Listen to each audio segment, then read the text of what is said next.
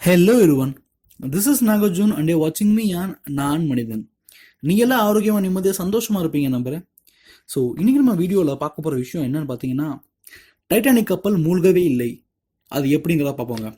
முதல்ல டைட்டானிக் கப்பல் மூழ்குதுன்னு சொன்னது வந்து உலகத்திலே மிகப்பெரிய இன்சூரன்ஸ் ஸ்கேம்னு சொல்கிறாங்க. அதாவது 1912 வருஷம் ஏப்ரல் மாதம் 10 வந்துட்டு இந்த டைட்டானிக் கப்பல் வந்து ஒரு நாலு ட்ரிப்பு போயிருக்குங்க. அப்போ கிளம்புன 3 மணி நேரத்தில் அது கீழே விழுந்து உடஞ்சி அதில் இருக்க நிறைய மக்கள் செத்துட்டாங்க. அது ஒரு பனிப்பரல மோதி கீழே விழுந்ததாக சொல்கிறாங்க. இப்படி தான் நம்மள்கிட்ட சொல்லப்பட்டுருக்கு. இதை பற்றி ஒரு படம் எடுத்துருக்காங்க டைட்டானிக் கப்பல்ன்ற பேரில். பட் உண்மை இது கிடையாது, டைட்டானிக் கப்பல் மூழ்கவே இல்லை. அது எப்படிங்கிறத பார்ப்போங்க. ஸோ முதல் விஷயம் வந்து 1907 வருஷம் ஜேபி மார்கன்ற ஒரு மிகப்பெரிய ஒரு ஃபைனான்சியர் இருந்தார். அவர் ஃபைனான்சியர் மட்டும் இல்லை, ஒரு மிகப்பெரிய பிஸ்னஸ் மேன். அந்த ஜேபி மார்கன் வந்து ஒயிட் ஸ்டார் லைன்ற ஒரு கம்பெனி வச்சுருந்தாருங்க, ஒரு கப்பல் கம்பெனி. அந்த கப்பல் கம்பெனி கீழே ஒலிம்பிக் மற்றும் டைட்டானிக்ன்ற இரண்டு கப்பல்கள் வச்சுருந்தாரு. இந்த ஒலிம்பிக்கும் டைட்டானிக்கும் என்ன ஒரு வித்தியாசம் அப்படின்னு பார்த்தீங்கன்னா, வித்தியாசமே கிடையாதுங்க. ரெண்டுக்கும் ரொம்ப சிமிலாரிட்டிஸ், அதாவது ரெண்டுக்கும் அப்படியே ஒரே கப்பல் மாதிரி தான் தெரியுமா.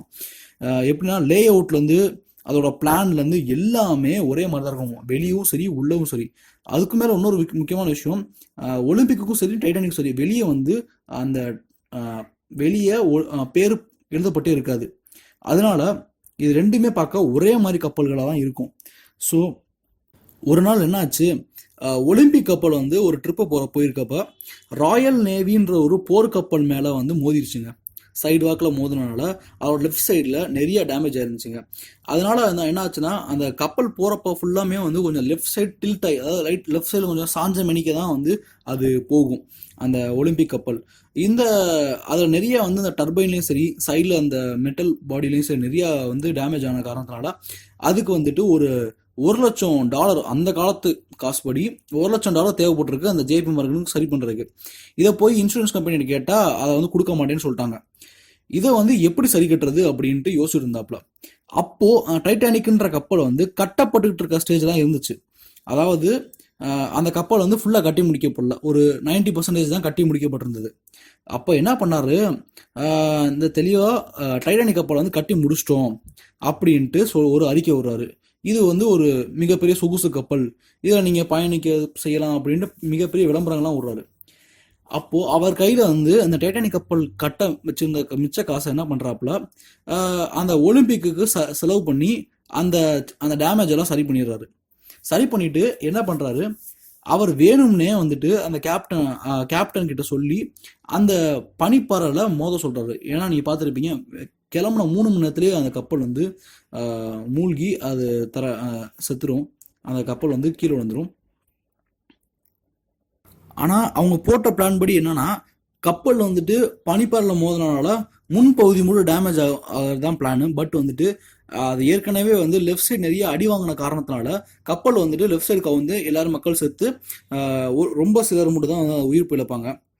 ஸோ இந்த மாதிரி ஒரு பிரச்சனை இருக்கனால வந்துட்டு என்ன பண்ணிட்டாரு, அந்த ஒலிம்பிக் கப்பலை வந்துட்டு டைட்டானிக்னு பேரை மாற்றி அந்த கப்பலை வந்து அவரே வந்து பனிப்பரில் மோத விட்டு அதை வந்து அது சொல்லி முடிச்சிட்டாப்புல.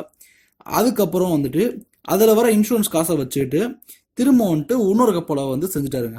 இதுதாங்க அந்த டைட்டானிக் கப்பலை வந்துட்டு மோத விட்டு மூழ்க விட்ட கதை.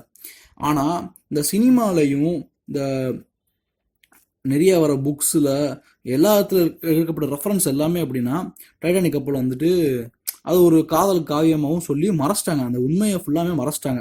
அதாவது உலகத்திலே மிகப்பெரிய இன்சூரன்ஸ் ஸ்கேம் வந்து இந்த டைட்டானிக் மூழ்கப்பட்டது தான். இதை பற்றி நான் சொல்லலைங்க, இது வந்து ஒரு சர்வைவர், அந்த டைட்டானிக் கப்பல் வந்து மூழ்கிறப்ப இருந்த சர்வைவர் வந்துட்டு அவர் வந்து உயிர் பிழைச்சிருக்காரு. அவர் வந்துட்டு என்ன பண்ணியிருக்காருன்னா, இதை பற்றி நிறைய ரிசர்ச் பண்ணியிருக்காரு. அவர் வந்து டைட்டானிக் கான்ஸ்பிரசின்னு ஒரு புக் எழுதியிருக்காருங்க. அதில் அவர் வந்து அந்த கப்பலுக்குள்ளே இருந்த விஷயங்களை பற்றியும் அந்த டைட்டானிக் கப்பலுக்கும் ஒலிம்பிக்குள்ள சிமிலாரிட்டிஸ் பற்றியும் நான் வந்து ட்ராவல் பண்ணுறப்ப நான் ஒலிம்பிக்கில் ட்ராவல் பண்ணுற மாதிரி தான் ஃபீல் பண்ணேன் அப்படின்றத பற்றியும் நிறைய விஷயங்கள் வந்துட்டு அவர் அந்த புக்கில் நிறைய ஷேர் பண்ணியிருக்காரு. தயவு செஞ்சுங்க இந்த வீடியோலாம் சப்ஸ்கிரைப் பண்ண வேணாங்க, அதாவது என் சேனலை சப்ஸ்கிரைபாக பண்ண வேணாங்க. இந்த வீடியோ உங்களுக்கு பிடிச்சிருந்துச்சா லைக் பண்ணுங்கள், பிடிக்கலாம் டிஸ்லைக் பண்ணுங்கள். நான் ஏன் வந்து இந்த சேனலை சப்ஸ்கிரைப் பண்ண வேணாம்னு சொல்கிறேன் அப்படின்னு பார்த்தீங்கன்னா, நான் ஒன்றும் இந்த வீடியோவில் ஒரு என்டர்டெயின்மெண்ட்காக காமெடி ஷோ மாதிரியோ இல்லை சினிமாக்கு ரிவ்யூவோ இல்லை வந்துட்டு சினிமா நியூஸை பற்றியும் நான் எதுவும் பேசலைங்க.